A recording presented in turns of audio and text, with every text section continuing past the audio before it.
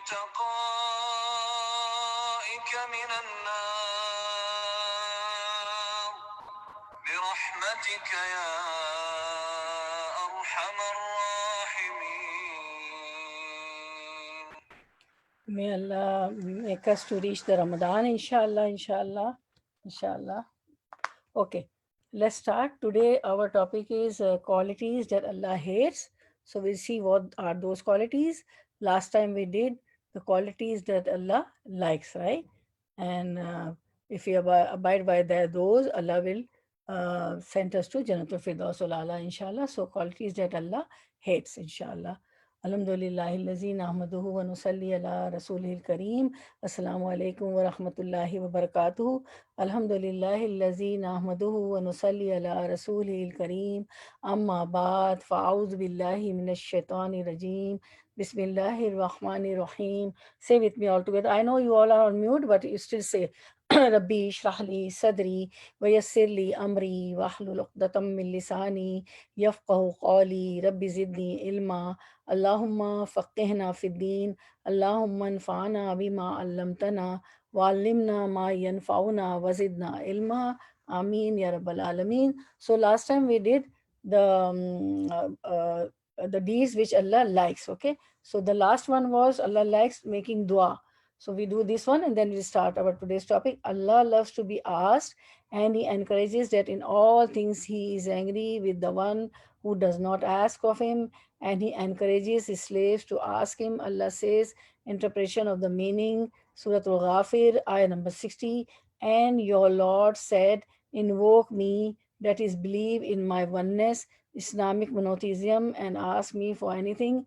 I will respond to your invocation. So always, make supplications, make du'as, because Allah like the servant, asking Him, invoking Him. So always make supplications. And if it is not accepted, then also be cool and quiet. Don't say, oh, I do so much of donations, I pray obligatory prayers, I offer voluntary prayers, I do this, I'm good to the people, this, that. Du'as are always, accepted and given in three forms. Sometimes it is accepted in this world. What you have asked, what you have seek, that happens. Okay, and sometimes what happens, some calamity is going to fall on you, but when you make dua, then that goes away. And in the third way, it is given when on the day of resurrection. This will come in the form, these duas which are not accepted will come in the form of heaps and heaps of good deeds. Okay, so at that time the heat will be intense and severe, and slaves of Allah subhanahu wa ta'ala, we all be needing the those deeds, those good deeds.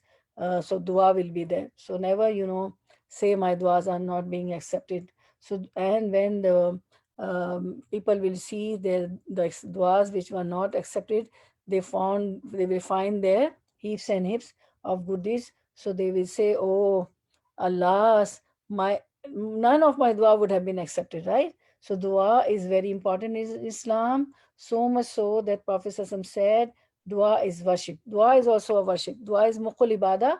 Dua is the brain of your worship, the brain of ibadah.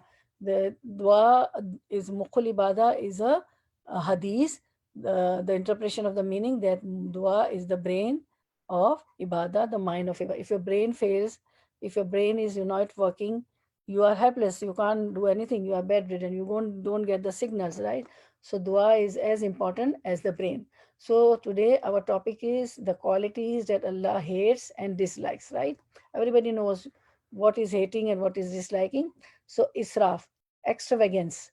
So there is an ayah, Surah Al-An'am 141, but waste not by excess, for Allah love not the wasters. Al-Muslifun. So wasters are in Arabic called Al-Muslifun. Okay, this is the word of the ayah. So those who waste be extravagance, Allah doesn't love those people. Those who waste and do something excess. So excessive spending and lavishness in everything is the core of evil and leads to greater evil. It makes one forget the hereafter and preparing for it. Such acts would be a cause of humiliation and disgrace on the day of judgment. That is why Allah Almighty has prescribed zakah obligatory alms, 2.5%. Ramazan is ahead, so we have to pay 2.5%. Whatever we have spent the whole year, and after that, whatever is saved, what is our saving. So from that, we have to pay 2.5%. Okay, whatever is saved after the whole year's expenditure are met. So zakah is obligatory alms, and sadaqah voluntary charity. Uh, Zakah is obligatory. That is fard. We have to pay, right? Those who are earning and those who save after 1 year. And then sadaqah, donations, charity, all are voluntary. As much as you want, you can pay. You can put, when you go to the mosque, you put, money into the donation box, or helping some needy or poor, in order to bless the wealth and to curb extravagance in eating, drinking, clothing, in everything we do. So while giving zakah and sadaqah, that is voluntary charity, what happens? In order to bless the wealth, so the blessings comes in our wealth, and we are safe from extravagance in eating also. What happens when you eat lot, or whatever you want? If you're hungry or you're not, you must have seen some people every time eating, and where the weight goes, and they are always sick, cholesterol, sugar, and blood pressure. And if some people eat so many salty things, and for the blood pressure patient, salty things are not good. And drinking, they drink a lot, all sweet drinks and all. Then clothing, what happens when you have excess clothing, when you have excess clothes? Oh my god, the wardrobes are not being, your clothes coming out from the wardrobes, the doors are not being closed, you are unable to close the doors, they pile up, even the shoes, your bags, your purses, your scarf. So Allah doesn't like lavishness, right? Because about what it is said in the paragraph, it is the core and evil, and leads to greater evil. How? Because if you have a lot of things, lots and like I have seen, I'll take your reflections also in the end. I have seen, a few ladies, especially some females, what they do, some sisters, they are fond of, decoration pieces, expensive, oh my god, very very expensive, bohemia and crystal, and bohemia is the most expensive crystal, right? Gold plated, this, that, and decorating the house. Then what happened? Lot of excess of decoration piece, excess clothes, excess shoes. You have to keep them in the proper place. And then, you have to think, you have got 100, 100 suits. What you will do? You will be standing in the wardrobe wasting your time. I should wear this, I should wear this. If there are 4 5, it's very easy. Okay. And then maintaining, then keeping them, and then those decoration pieces also, every time, dusting them, because dust is always there with you in this world, right? Dusting them, then, washing them, then, there are some type of polish on the furniture also, you have to do that. So what happened? We forget prayers. Prayers are delayed. Our obligatory prayers are delayed, and we don't have time for voluntary prayers. The companions of Prophet ﷺ told to the Prophet ﷺ that like we are with you in this dunya, we are near to you. We want you to be with us in the hereafter also, in Jannah also. So Prophet ﷺ said that help me by increasing your prostrations, by doing more and more sajda. So this sajda, besides the voluntary obligatory prayers, if we pray, ishraq and doha and chash, then qiyamul layl in Ramadan, and otherwise also tahajjud, what will happen? These prostrations, more and more sajda, would lead us to get the company of Prophet Sallallahu Alaihi Wasallam. So what will happen? We'll be lacking, in our obligatory prayers also. If we will pray, oh, we'll be busy in the life, and then at the last moment, oh, time is up, I'll pray, and by cleaning those things and putting in the wardrobes and dusting the decoration pieces, and what will happen? We'll be delaying obligatory prayers also, right? Forget the voluntary, we'll delay all these things, right? And always in the markets and in the shops, if not due to pandemic, before also online was there. So online also we waste time. We want one dress, one suit, one scarf, one sofa cover or anything, one chair cover. Oh my God, hours and hours are wasted. This print, that print, that. Online shopping is also, not, it's all that also take times. Okay. So don't be extravagant in anything.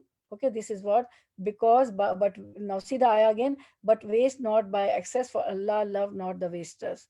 The musrifin, Allah doesn't like them. So Allah hates them. Okay. For your needs, whatever your needs, that is not prohibited, right? Whatever your needs, go to the market, go online, go personally, whatever you want to do for needs, we have to spend time, money, energy, everything. But sometimes, excess things, become very difficult, for us to keep them, to maintain them, and it saves our times also. Okay. Istikbar, pride. Verily, he loved not the arrogant, proud. Surah An-Nahl, Ayah 23. Allah doesn't like the arrogant, doesn't love the arrogant and proud people. And there's a hadith also. First, the ayah we read, Surah An-Nahl, number 16, number 23. 16 is the number of Surah An-Nahl. Okay, always first is the number of surahs, and the second figure is always the ayah number, right? 16 is Surah An-Nahl, number of the surah, and 23 is the ayah number. So Surah An-Nahl, ayah 23, and now the hadith. And the Prophet ﷺ says, pride is to completely disregard the truth, and some looking, and pride is to completely disregard the truth and scorn, looking down upon the people. What happened when you are arrogant, where you are proud? What will happen?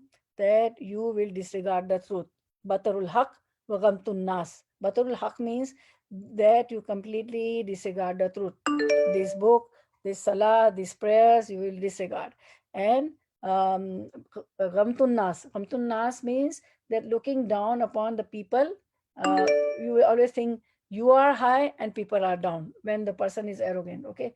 Sometimes a person might be deceived by his her knowledge, wealth and property, lineage and ancestry or worship, and be arrogant and boastful. Sometimes we boast, right? We boast. How? Due to our knowledge. Oh my God, I am PhD. I am masters in, oh, I've done so many degrees, so many courses. So knowledge, sometimes knowledgeable people are also arrogant and they have got pride. Okay. Sometimes wealthy people, oh, I am rich. I've got big, big houses. I've got big car. Oh my God, wherever I go, I have a house. I have an apartment. I have an apartment. I enjoy the luxuries of life and property. Oh my God, I have so much property. When I will die, my children will get so much inheritance. This pride comes. And see, Sulaiman alayhi salam, these things are not bad. Knowledge, wealth, property, good lineage, ancestry, worship, a lot of praying, obligatory prayers, voluntary prayers, obligatory fast, voluntarily fast, and if the ancestors are also educated and good family, a good lineage, uh, all these things. Uh, if we are not boastful, if you're not boasting, if we are not proud, then it's okay, because Sulaiman alayhi salam and Dawood alayhi salam both were father and son, and they were messengers of Allah subhanahu wa ta'ala, but they were king. They had lots and lots, they were rich, but they were not boastful, they were not proud, they were not arrogant. Wealth and property and everything is good until and unless one is not arrogant and boastful. So one shouldn't be boastful that, oh, this is my mind. That's why, I've got a lot of knowledge. That's why I'm earning. Oh, my husband, oh, my father, he has got a brain. He's so much educated, which is why I got so much inheritance. So, we should not be relying on resources. My father, my husband, my brother, myself, you know, I've got a lot of property. My ancestors are good. My forefathers lineage was good. They were so much educated. They were so wealthy. They were so rich. No, we shouldn't boast. Then it is okay, right? So pride and arrogance is this, that deceiving by knowledge, wealth, property, lineage, ancestry, worship, and be arrogant and boastful. So Al Hasan al Basri advised, Rahmullah alayh, do not become proud merely because you worship often. For consider what happened to Iblis after he spent a great deal of time worshipping. These are the gems and jewels. This is a reference from where this has been taken. So we see the example of Satan. Iblis. His name was Iblis. He worshipped such a Lord that he was with in the company of the angels. Okay, he was in heaven when Allah Subhanahu wa Taala commanded. Allah Subhanahu wa Taala created Adam alayhi salam, and he commanded the angels to prostrate, to bow before Adam alayhi salam. Okay, so what happened? He refused. He, the arrogance, the pride came in his mind. Iblis, the Satan said, although he was a great worshipper, he was worshipping with the angels, and due to his worship, he was in the company of angels. But he, the pride, the arrogance came in his mind. He said, I am ana khairum minhu. I am better than Adam. Oh Allah, you created him with mud, sand, and you created me with fire. So he thought fire is a good. Although fire is, not good, fire burns, right? Okay. So his pride, his arrogance, what happened? He was the rejected one. What we say, Auzu billahi minash shaitani rajim. We say, oh Allah, I seek refuge from Satan, who is the cursed one. So one shouldn't become merely proud because you worship a lot.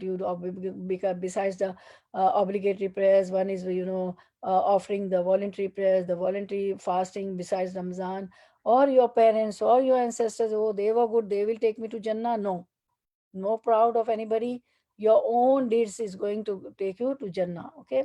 So pride is among the greatest means of damage to a person's wealth and circumstances. It distances one away from Allah's love, and he who has in his heart the weight of a mustard seed of pride shall not enter paradise. See, I'll repeat again. It is from Sahih Muslim. The book, everybody knows the Sahih Bukhari and Sahih Muslim are the Hadith book. He who has in his heart the weight of a mustard seed of pride. So the mustard seed is just a dot, right? So even the pride is equal to the mustard seed of in your heart shall not enter paradise. So it's very, very scary. One should not be proud, even equal to the weight of the mustard seed. Okay, now we see number 3. What Allah hate and dislike is mukhtal fakhir. Mukhtal fakhur. Mukhtalun fakhur is for Allah love not any arrogant boaster. Okay, so arrogant boaster in Arabic, the ayah is mukhtal fakhur. Mukhtalun fakhur, arrogant boaster. Being arrogant and boastful are a deadly combination. What are deadly combination?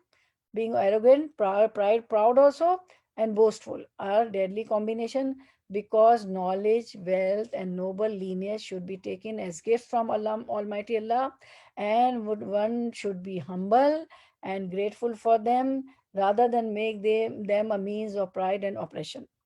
So, if you have got knowledge, see what was those? Knowledge, wealth, property, lineage, ancestry, or worship.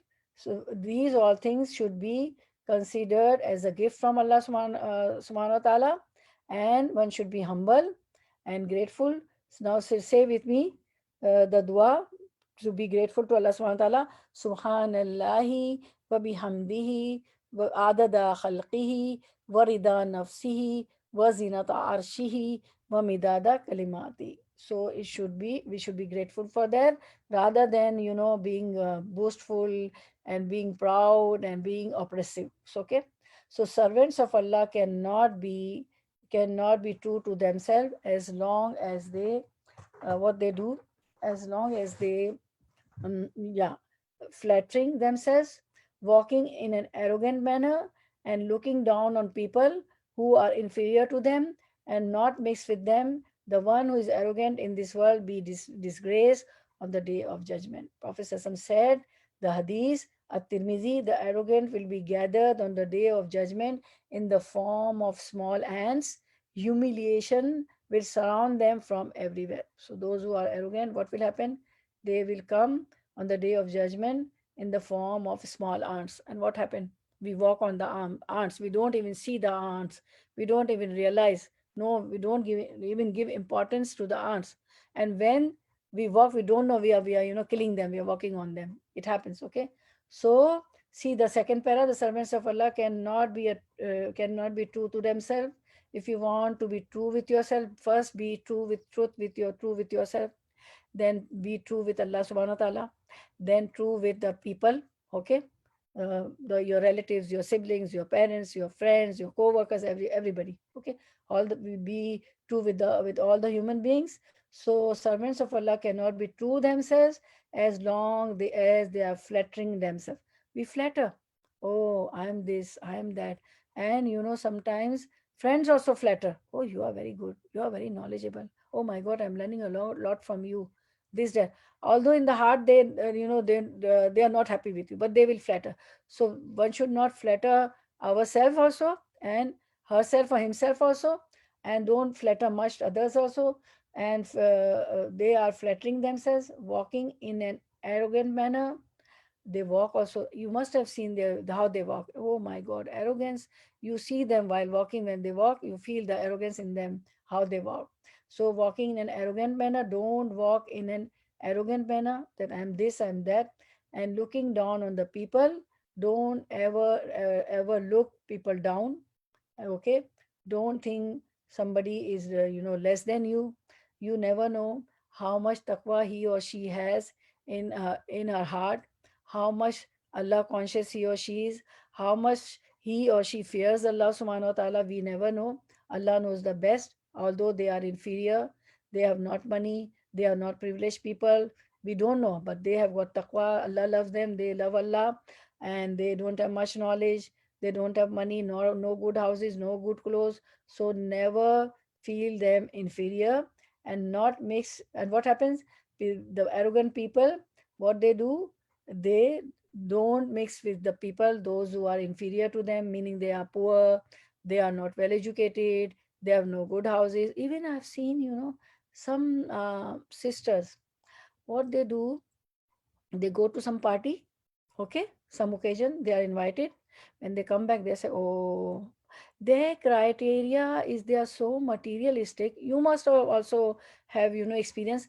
Oh, the crockery was not good, oh, that was not corning, that was not veg food. Oh, my that friend, oh, she went to England, she went to this and this place, oh my god, she went to some place of USA, my god, she bought very expensive crockery, oh my god, Wedgwood, and I don't know what the names, I even don't know the names. Expensive crockery name they will take, and they are happy. Yet they are so materialistic. Oh my god, the sofa was so good, quality sofa, quality furniture, quality. Oh my god, color scheme and curtains were, there was a quality so expensive. So some people are so materialistic. They like those sorts of parties. The glass was crystal. Oh my God, the decoration piece were expensive one, from Russia and from I don't know where and where. People don't like China because China is, not much expensive. Yeah, some things are expensive also. Okay. So the one who is arrogant, so one shouldn't be materialistic, and don't look down upon the people. You don't know, we don't know how much taqwa in their hearts, and they are better than us in front of Allah subhanahu wa ta'ala. They are Allah cautious. They don't transgress the limits of deen. So the one who is arrogant in this world will be disgraced on the day of judgment. These sorts of people, those who look down upon the inferior, those who are inferior to them, they will be disgraced on the day of judgment. And what is the hadith said? Prophet ﷺ said, the arrogant will be gathered on the day of judgment in the form of small ants. Humiliation will surround them from everywhere, because they humiliated the people in this world, in their heart and by their deeds. So, udwan, number 4, udwan, transgression. For Allah love not those given to excess transgression. So, what is that excess transgression? Human characteristics have limitations, which is surpassed would be transgression, and if one falls short of it, should be defect. For example, generosity has a limitation.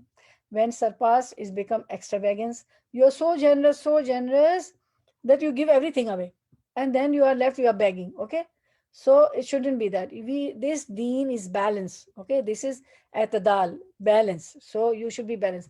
When courage is surpassed, it becomes rashness. Oh, I'm very courageous, I can lift that, I can do that, I can, then you do whatever you like. So it's surpassed.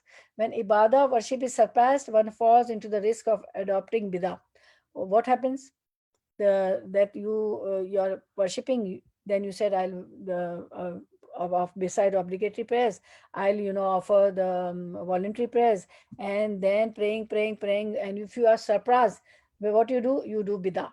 What are bidah? Which are not proven from Quran and Sunnah, which Allah didn't tell us, which Prophet Sallallahu didn't do, and the followers of Prophet Sallallahu also didn't do, the companions of the Prophet Sallallahu, the Sahaba, the Tabi'in, the Tabai Tabi'in, all first three generation, they didn't do did. So adopting new things in the deen which are not proven from Sunnah, Quran and Sunnah, is called bidah. So when ibadah worship is surpassed, one fades into the risk of adopting ibadah. So one should be balanced. Some of the companions almost fell into this trap. Now listen the hadith, very interesting. Narrated by Anas bin Malik, a group of three men came. Three men came to the houses of the wives of the Prophet ﷺ, asking how the Prophet worshipped Allah. They came to the wife of Prophet ﷺ, who was she? Hazrat Aisha radiallahu anha. And when they were informed about that, they considered their worship insufficient and said, where are we from Prophet, as his past and future sins have been forgiven? They said themselves that, Prophet sins are forgiven, future sins and past sins. So where we are? Besides of that, he's worshipping such a lot the whole night. Prophet stands in tahajjud, in the qiyamul layl, and offer big surahs in the tahajjud prayers. So Surah Baqarah, Surah Ali Imran, they're very big one, right? So where we stand, okay? So then one of them said, now three of them went. So one of them said, I will offer the prayer throughout the night forever. The second one, the other said, I will fast throughout the year and will not break my fast. The third man said, I will keep away from the woman and will not marry forever. Allah's Prophet ﷺ came to them and said, are you the same people who said so and so? The Prophet ﷺ said, by Allah, I am more submissive to Allah and more afraid of him than you. Yet I fast and break my fast. I do sleep and I also marry women. So he who does not follow my tradition in religion is not from me, not one of my follower. Man ragaba ani sunnah falaysa minni. So he who does not follow my tradition in religion is not from me. So if we are not following the tradition, we are not from the believers of Prophet Sallallahu. So there should be limit. No, there should be balance. Okay, we should not exceed that. I'll pray the whole night. I'll fast the whole year. And some would say I won't marry. No, everything we have to be balanced. Therefore, moderation is the best way to deal with all matters. It is not to be exaggerate and make it hard for ourselves. Because if you say I'll fast the whole year, you're making your things hard for you, right? And if you say, oh, I won't marry, you have to marry. What will do when your parents die? You have to marry, you will have a children, you have a family, then family, then siblings, and then the whole life, like I'm enjoying my uh, my grandchildren and the spouses are my all children have got the spouses and all except Afaf. She will also, may Allah, all of you get whosoever here after your studies and you're done, you and all must inshallah may get good spouses, soleh, Allah conscious, uh, having taqwa, and they must be earning the livelihood for the wives and for, okay, inshallah, say Ameen. So it is not to exaggerate and make it hard for ourselves by prohibiting and permissible things, and not to transgress the limits by excessively indulging in the permissible matters, but rather we should only use what satisfies our need and not fall into extravagance. Fulfill your needs, whatever you need, we should do that, but no, not crossing the limits. Okay, zulm, evil doing. What is evil doing? But God loved not those who do wrong, zalimun, oppressors, polytheists, and wrongdoers. Surah Ali Imran, ayah number 57. It is now we see the hadith. The hadith after this paragraph. This is a this is reprehensible trade whose existence spoils the iman and darkens the heart. When the heart is darkened, you can't see nothing. The light of Quran doesn't come to you. The wrongdoers are those who have chosen the tempting transient life instead of the hereafter. All acts of wrongdoing such as stealing, breach of trust, embezzlement, usurping the rights of others, and bribery have serious consequences in the hereafter.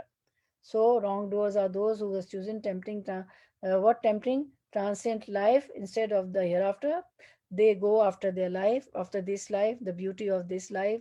They come to the trap of the Satan, and the Satan whispers in the hearts of your friend. If you are away from this transgression, what happens?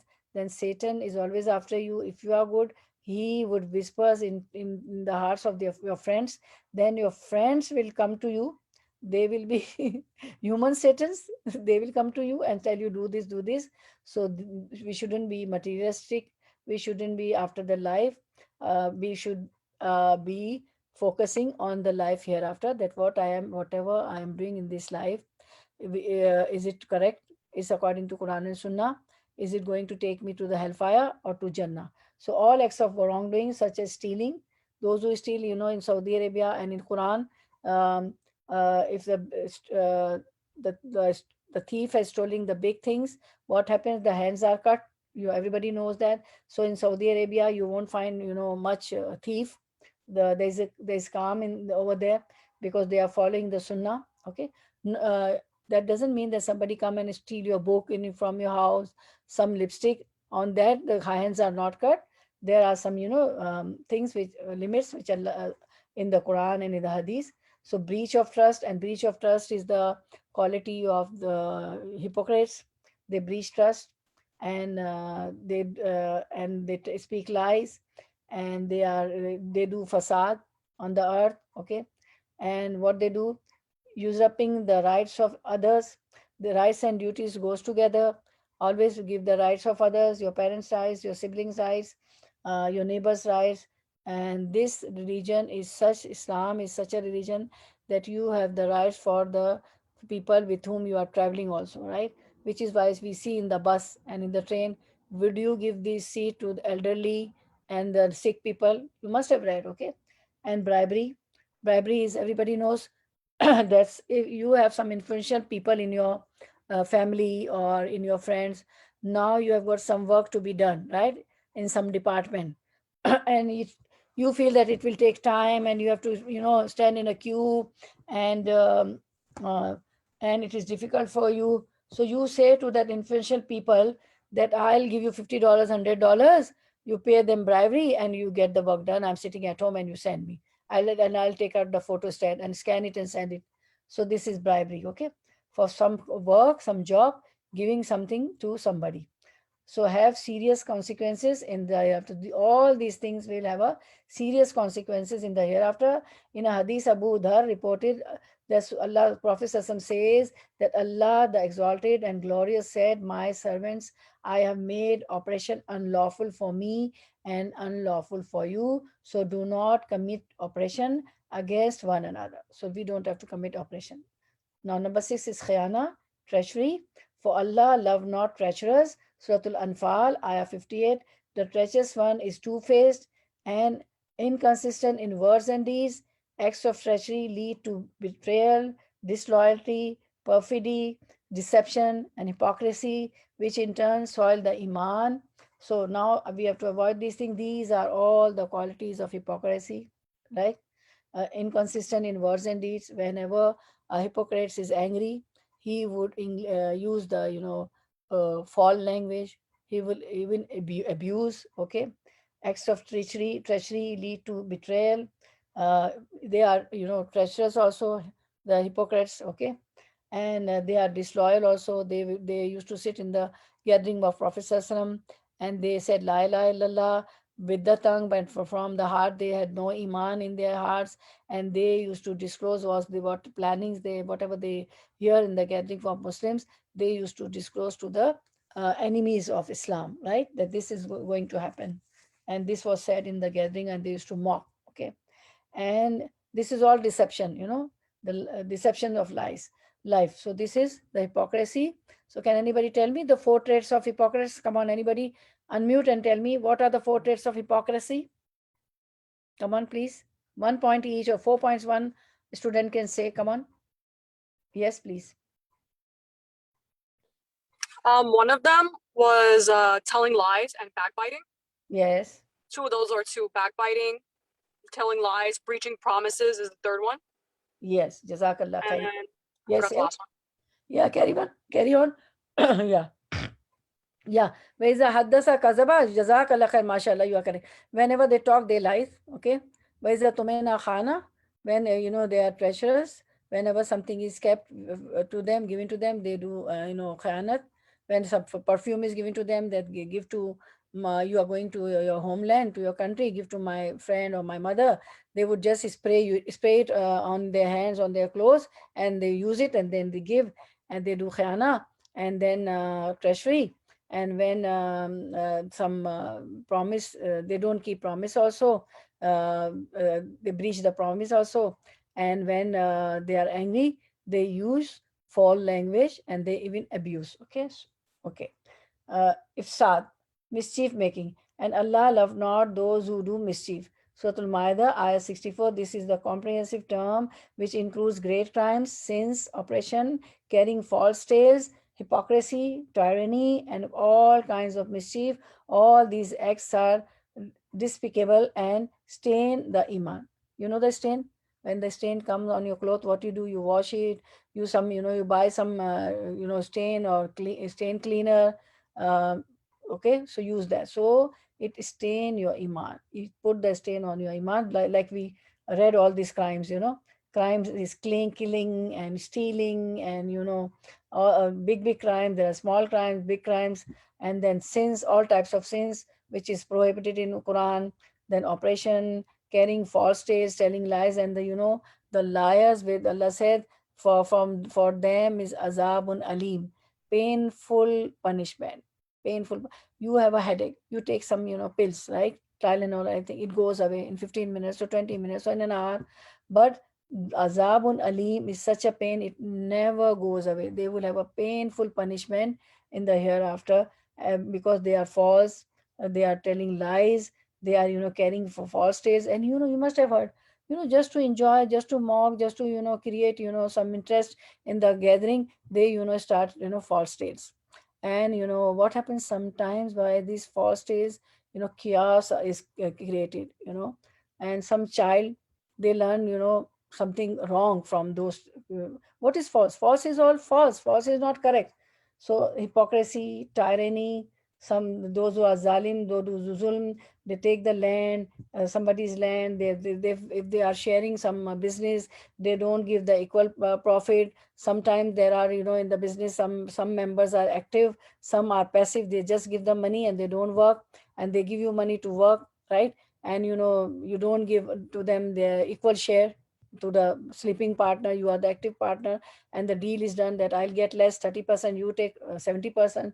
So all these things, and all kinds of mischiefs, like they used to mock that oh, when the ayah came, there's this such and such. When the ayahs are revealed, what happens on the heart of the mu'min and the Muslims, their iman increases. So they used to mock on all the things. Oh, this ayah would increase your iman, this ayah would increase your faith. And they used to mock, which we have learned in the beginning ayahs of Surah Al-Baqarah. So uh, all these things stain the iman. Okay, hasten today to adopt the qualities that Almighty Allah loves, and don't rest until they become second nature to you. Hasten today to abandon all the qualities Allah does not love, and don't relent until you hate them with all your heart. The Prophet said, today, on the back of the land, on the back of this earth, do whatever good deeds you can do. Hasten, rush, run, hasten. And once you are in the stomach, in the belly of the earth, when you are died, in your graveyard, in your grave, we won't be, me and you won't be able to do anything, no good deeds. The time will elapse, the time will be finished. So the Prophet said, faith wears out in the heart of any one of you, just as clothes wear out. So ask Allah to renew the faith in your hearts, which is why make the dua that Allahumma zayyina bizinatil iman wajalna hudatam muhtadin. Next time I'll show this dua. I didn't have the English translation, so I'll tell Sister Uzma to make English translation for us. If Hiba is there, Hiba, remind your mom, and I will also call her. Okay.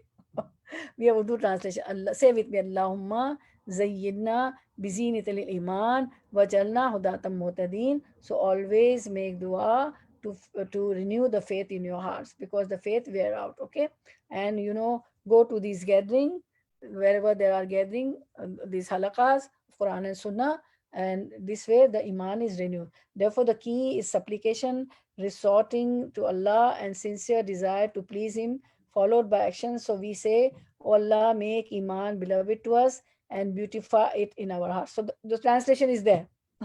Allahumma zayyina bizinatil iman wajalna hudatam muhtadin. That with the dua which is telling the little difference, different translation. Okay. So say, "Oh Allah, make iman beloved to us and beautify it in our hearts." This also I'll send you in Arabic, inshallah, next time. Publicity of evil. Allah does not like that evil should be uttered in public except by him who has been wrong, and Allah is ever all hearer and all knower. So the time is short, so I'll give you only one example, that supposing you miss the Fajr Salah, okay? Now nobody knows. You go out and say, "Oh, I miss my Fajr, I miss my Fajr." When Allah is hidden it, quietly repent Allah subhanahu wa ta'ala and do qaza. Just whenever you get up, just pray 2 rakah salah. That doesn't mean that I'm telling you that always sleep and don't pray your Fajr salah. Likewise, any sin you do, don't publicly say that. Okay, don't say, "Oh, I did this, I told lie, oh my God." No, don't self pity yourself. Just repent from Allah subhanahu wa ta'ala. "Oh Allah, forgive me and hide my this evil deed. I won't do it again." Okay, this is very common in our ummah now. People can commit sins openly, and also when they do certain sins, people don't know about they come and announce it with pride. Yeah, and they announce with pride. They don't feel shy also. These people call upon Allah's wrath. Is a dangerous thing to do. Calling, announcing the sin with pride, what will happen? Allah's wrath will fall upon them. Obscene words and acts. There's a hadith that Prophet said, Allah hates obscene words and acts. Again, one of the most common disease of Ummah is suffering from. They use obscene language and they think they are cool or just for fun. So, qulun nasi husna, say good things, use the good kalma tayyiba, la ilaha illallah, and the kalma tayyiba means using good words. So please mind your words, your sentences, your language should be good, because Surah Al-Baqarah says, "Qulu linnasi husna," tell people good, talk people in a nice manner, good, use good words. Okay. Treachery.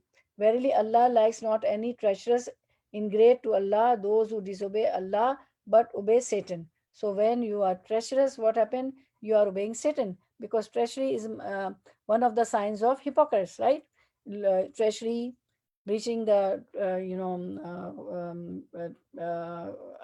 what you are doing, the trust, and telling lies, and breaking the promises, and using bad languages. This is all the signs of hypocrisy. So keep 25 marks for each of the these elements of the hypocrites. If one of the sign is in us, it means 25% hypocrisy. If two signs are in us, it means 50% hypocrisy. If three signs of the hypocrisy in us, it means 75% hypocrisy. If four elements of hypocrisy is in us, telling lies, breaching promises, and treachery, and using bad language, if all four things are there, then 100 marks. Astaghfirullah, may Allah save us from this oppression. Verily, He likes not the zalim, oppressors, polytheists, and wrongdoers.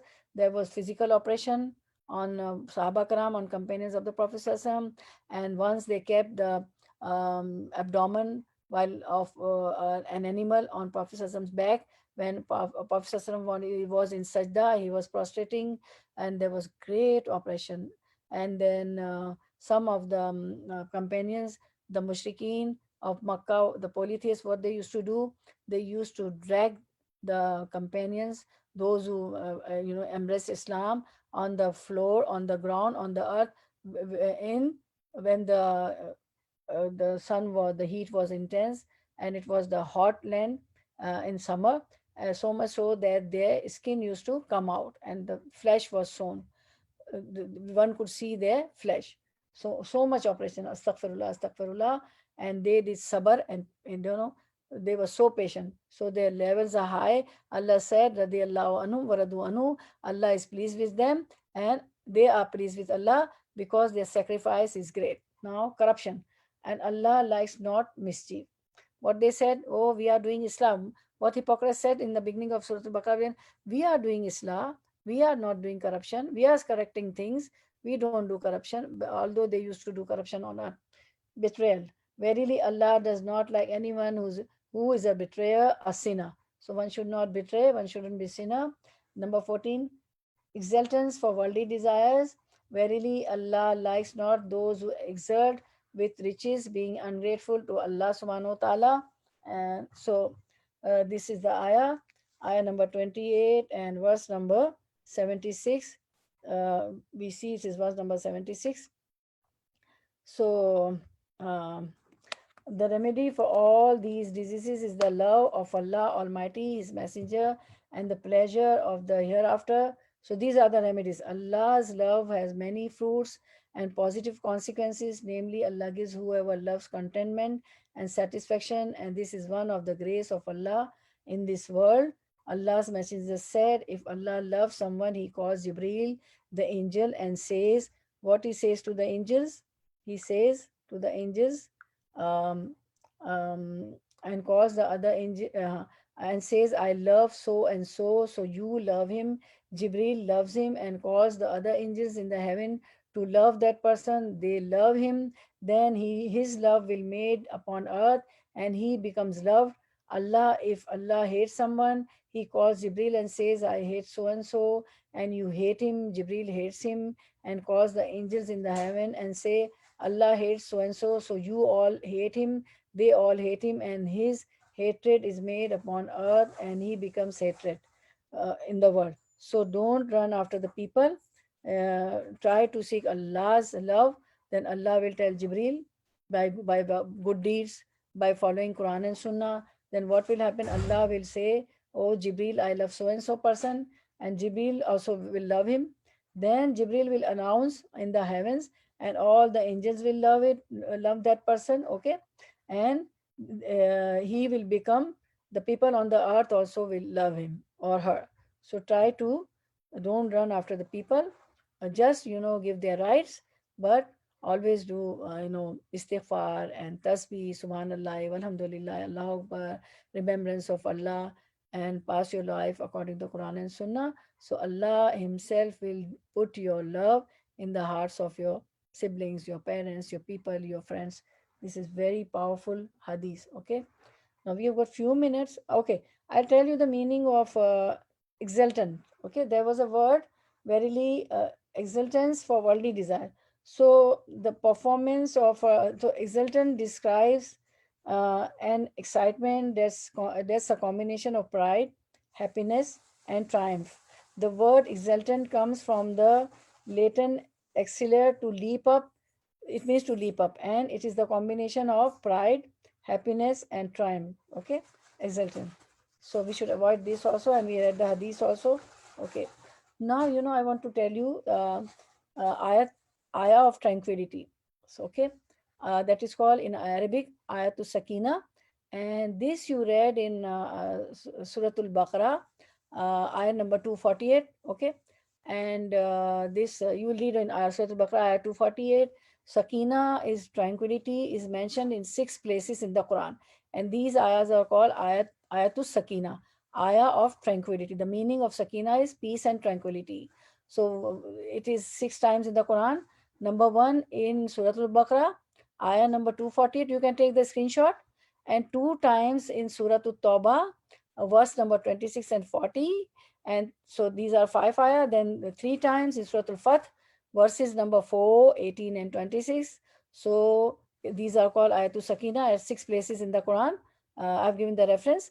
When a person hears or reads these verses, he is safe from Satan's attacks. So today we read also, and we listen to the recitation also. And what is the benefit? Ayah of tranquility, sakina ayah, at 6 places in the Quran. Tranquility is the contentment that Allah puts in the hearts of His followers. What we read, what Allah loves, what Allah dislikes. This went into the 2 sessions. Last time also we did what Allah loves and whatever Allah likes, and today we studied what Allah dislikes. So those who pass their life according to the Quran and Sunnah, tranquility is the contentment that Allah puts in the hearts of His followers. May Allah put peace and tranquility in our hearts. Peace of minds inspires peace and dignity. This happens by following Quran and Sunnah. Peace of minds comes, and dignity also comes, and it strengthens one's heart in time of fear. Whenever you fear something from people, from your assignments, from your test, from your any type of fear, right? From some disease in your home, from pandemic, anything. So always, recite these ayatul sakina. I'll show you, and you can take the screenshot, okay? And listen the recitation also. I'll send the recitation also on the groups, and here also we listen to the recitation. So Ibn al-Qayyim says, it is not Qayyum, it is Qayyim. You see the I and Y-Y-I-M, Q-A-Y-Y-M. Ibn al-Qayyim says, this is one of the ranks given by Allah. This rank is due to one's personal hard work. And all these things, tranquility, and Allah puts in the hearts of the followers, peace of mind, peace and dignity, and it strengthens the heart in times of fear. So what Ibn al-Qayyim says, this is one of the ranks. These are the ranks given by Allah, and this rank is due to one's personal hard work. So we have to really work hard to pass our life according to Quran and Sunnah. And we did pretty much last time also, and today also, in today's lesson also. So we'll listen to the recitation of Ayat Sakina, and you see the ayahs, okay? And I told you the ayah reference also, all the 6 ayahs are here. So let's listen to the recitation of Ayatul Sakina, and I'll send you, and make your family also recite and listen, okay? Okay, we'll start.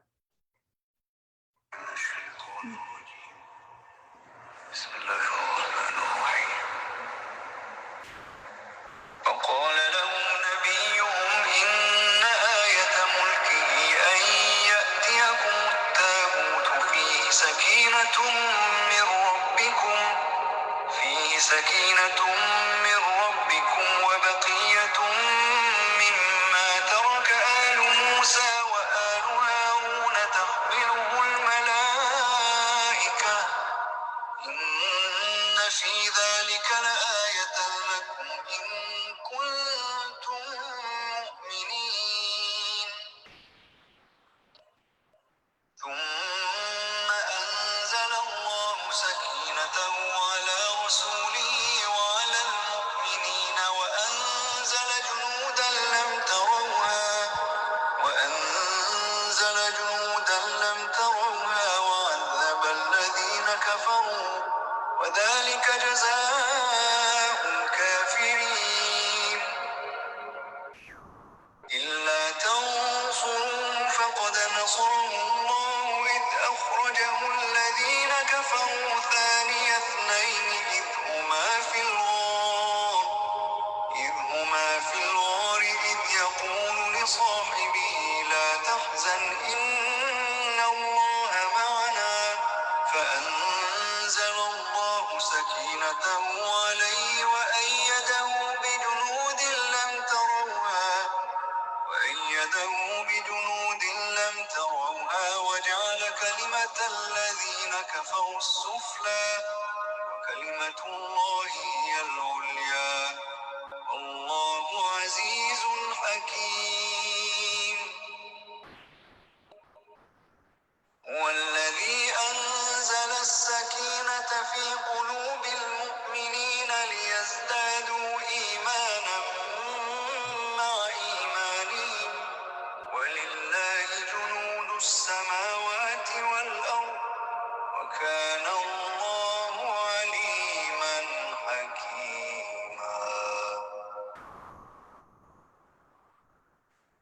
لقد رضي الله عن المؤمنين إذ يبايعونك تحت الشجرة فعلم ما في قلوبهم فأنزل السكينة عليهم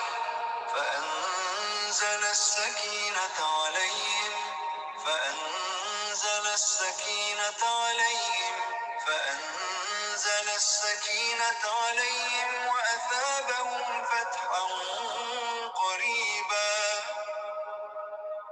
إذ جعل الذين كفروا في قلوبهم الحمية حمية الجاهلية فأنزل الله سكينته على رسوله